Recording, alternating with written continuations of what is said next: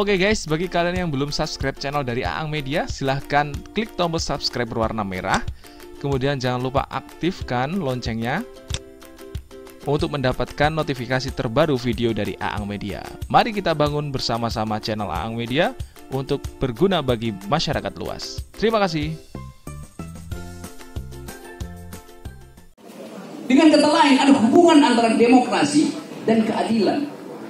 Karena hanya melalui demokrasi, akal sehat itu diaktifkan. Hanya melalui demokrasi. Melalui apa? Melalui kompetisi gagasan. Demokrasi adalah kompetisi gagasan, bukan jumlah massa, tapi kebersihan gagasan. Karena itu demokrasi bukan pemerintahan orang. Demokrasi adalah pemerintahan akal melalui pemerintahan orang. The government of reason through the government by the people. Jadi kalau tidak cukup akal, ya jangan jadi politisi. Kalau tidak cukup akal, jangan tampil ke publik. Itu soal penting yang harus kita pahami dari awal. Nah, sekali lagi, kita disikir oleh seseorang yang kekurangan akal, tapi kelebihan ambisi.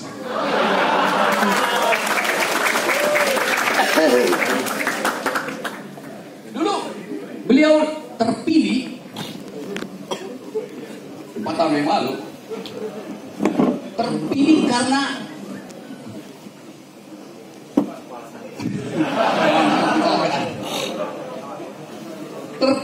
sentimen irasional dari publik.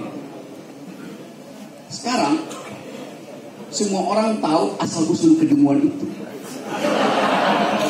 Karena itu semua orang merasa bahwa diperlukan motivasi baru untuk menghasilkan ulang Indonesia. Kalau nggak akan jadi standar bahwa pemimpin itu ya segini kualitasnya. Kita mau tingkatkan standar itu.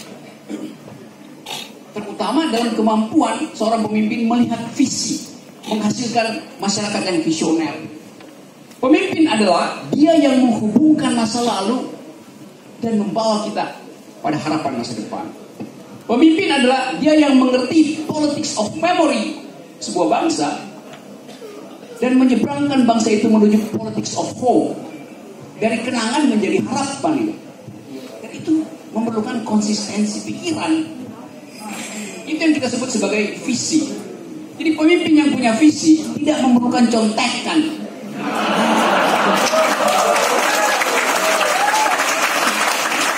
Karena visi adalah apa yang melekat pada akal sehatnya. Dan gak mungkin visi itu hilang kalau dia ada dalam akal. Kalau contekan di kena angin sedikit, jadi nanti kejar-kejar visi dia. Ada yang saya. Itu yang saya maksud kok. Pemimpin dia harus punya visi yang jauh ke depan.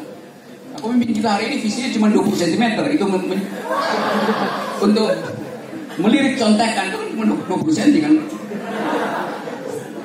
Nah, itu yang saya katakan kritik akal sehat mulai dari mengkritik visi seseorang. Apalagi dia calon pemimpin. Sering saya beri contoh misalnya, kalau terjadi konflik di Laut Cina Selatan, karena ketegangan ekonomi bisa berubah menjadi konflik terbuka antara Cina dan Amerika Serikat. Ketika terjadi perang terbuka, Amerika declare bahwa Indonesia itu adalah proksinya Cina. Karena itu Indonesia dilibatkan dalam perang. Berapa lama NKRI bertahan bila terjadi eskalasi konflik di Cina Selatan? Pemimpin harus mampu membaca kemungkinan itu. Saya nggak dengar Presiden hari ini membayangkan keadaan itu dan menerangkan potensi Indonesia dijepit oleh armada ke-7 Amerika yang turun dari Okinawa ke Laut Cina Selatan menuju Pakistan, yang dari Pakistan naik ke atas Okinawa lalu dia dijepit dari situ. Berapa lama kita bisa bertahan? Dalam kalkulasi intelijen kita hanya mampu bertahan 14 jam. Kenapa? Karena itu adalah jalur strategis energi kita. Makanan, bahan pangan kita import lewat jalur Cina Selatan. Energi kita import lewat Cina Selatan. Obat-obatan kita import dari Cina Selatan. Jadi kalau 14 jam kita tidak dapat supply energi, BBM masih lewat situ, pangan kita masih kita import, ikan asin pun kita masih import.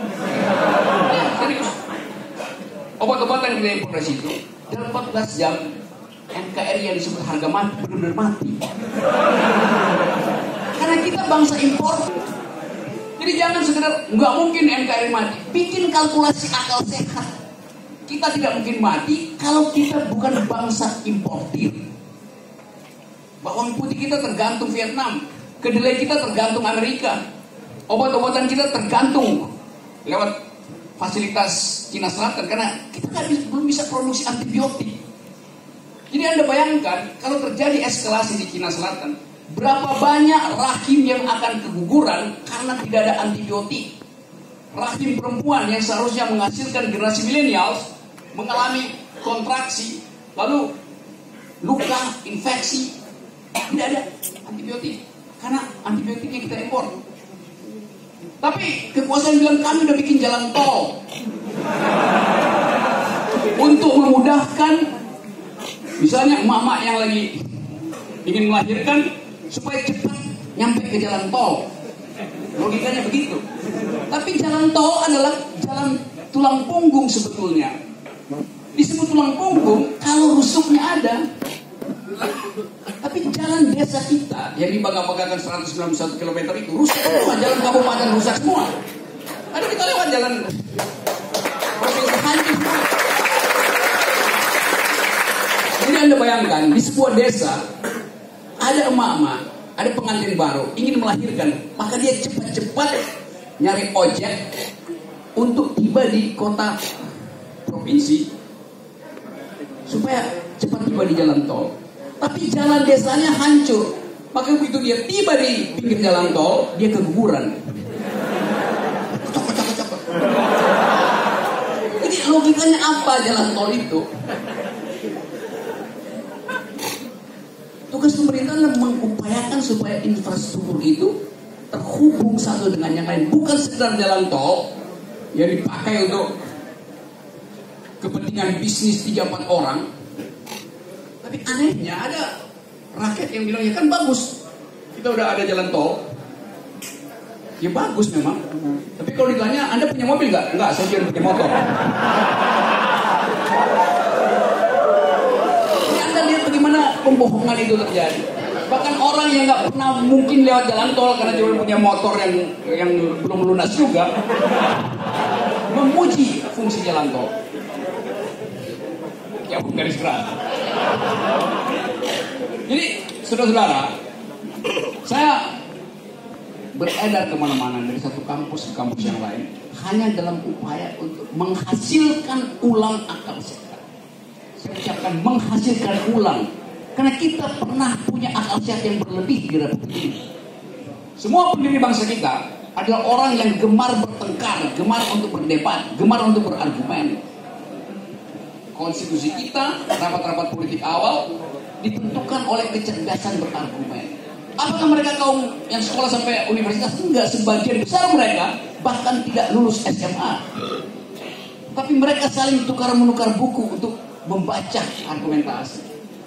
Belajar otodidak dalam suatu komunitas yang disebut diskusi antar tokoh di awal Republik. Tukar-menukar referensi. Kalau Bung Karno nggak ngerti hubungan antara demokrasi dan Islam, dia pinjam bukunya Muhammad Nasir, walaupun Muhammad Nasir adalah teman debatnya. Fair, dia bilang, kita besok mau berdebat, Anda pasti lebih paham, pinjamkan saya dulu bukunya supaya debatnya fair nanti. Dan itu maksudnya pemimpin. Sultan Syahrir berdebat dengan Tan Malaka, ya saling pinjam buku Marxis. Jadi pinjam-meminjam buku itu adalah tradisi intelektual dari pendiri bangsa ini, bukan pinjam-meminjam komik.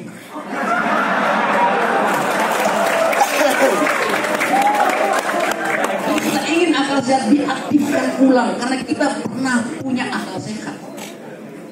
Dan itu yang ingin kita pamerkan ke dunia luar, dunia internasional. Dulu dunia internasional itu takut melihat Indonesia tampil di depan forum PBB. Bung Karno pidato berapi-api di PBB dan nggak ada yang berani bantah dia karena logikanya kuat. Sultan Syahrir datang untuk membela kemerdekaan Indonesia juga dengan argumentasi yang kuat. Gus Dur datang ke situ, SBY datang ke situ. Ada dua presiden dari jas merah yang nggak bisa nongol di forum internasional.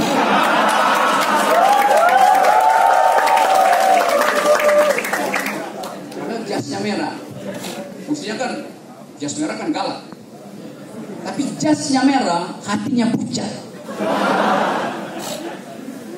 Gugup dan gagap untuk berhadapan dalam diplomasi internasional.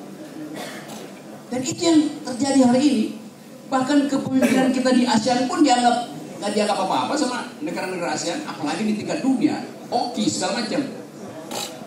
Barusan kita bikin blunder dalam perang diplomasi, kita dipecundangi oleh Mahathir yang umurnya 96 tahun.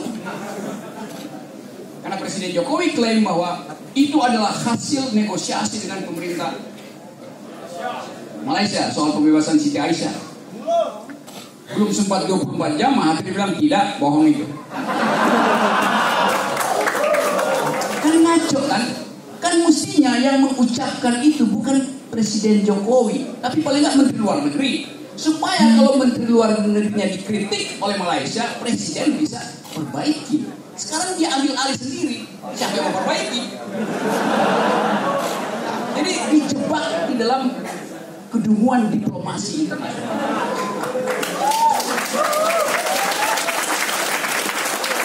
Ini saya lihat koreksi diberikan oleh siapa akhirnya? Diberikan oleh Dirjen Administrasi Umum Dep.Hukam. Jadi koreksi Presiden dikoreksi oleh Dirjen. Balik-balik kan mestinya Presiden mengkoreksi menteri mengkoreksi Dirjen. Sekarang terbalik-balik. Kenapa terbalik-balik? Ya akalnya juga terbalik-balik. Jadi saudara-saudara sekalian, kita ada di kampus. Kampus itu, DNA kampus adalah kritisisme. DNA dari kampus adalah argumen. Argumen adalah mata uang di dalam transaksi pengetahuan di kampus. Kalau saya mau jual beli, saya pakai mata uang yang namanya dolar. Karena rupiah udah nggak ada harganya sekarang. Kita pakai dolar, itu saksi dagang. Dalam transaksi romance, mata uangnya namanya PHP. Cinta, bujuk rayu, itu mata uang dalam transaksi romance. Tapi dalam transaksi pengetahuan, mata uangnya adalah argumen. So argument is the currency of thought. Argumen adalah mata uang pikiran, dan kita hanya tukar tambah pikiran di ruang semacam ini, ruang akademis. Karena itu saya mendorong terus supaya caleg, calon presiden, calon bupati, calon wali kota datang mengajukan proposal di kampus supaya diuji melalui transaksi argumen.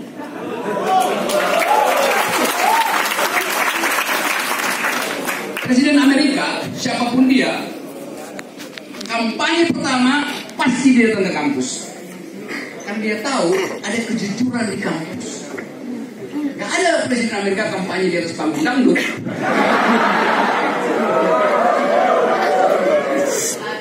Karena memang politik itu harus diuji di tempat di mana ada fasilitas untuk menguji. Gimana menguji proposal politik? Jadi kampus, karena kampus punya metodologi. Jadi aneh misalnya kalau KPU melarang kampanye di kampus, itu artinya dia ingin agar supaya proposal politik tidak diuji oleh akal sehat. Terbalik-balik kan? Justru dia harus datang di sini supaya diuji.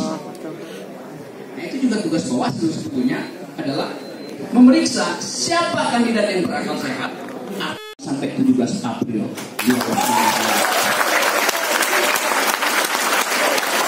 Itulah matahari akal sehat. Terima kasih. Baik, tepuk tangan untuk Bapak Rocky Gerung.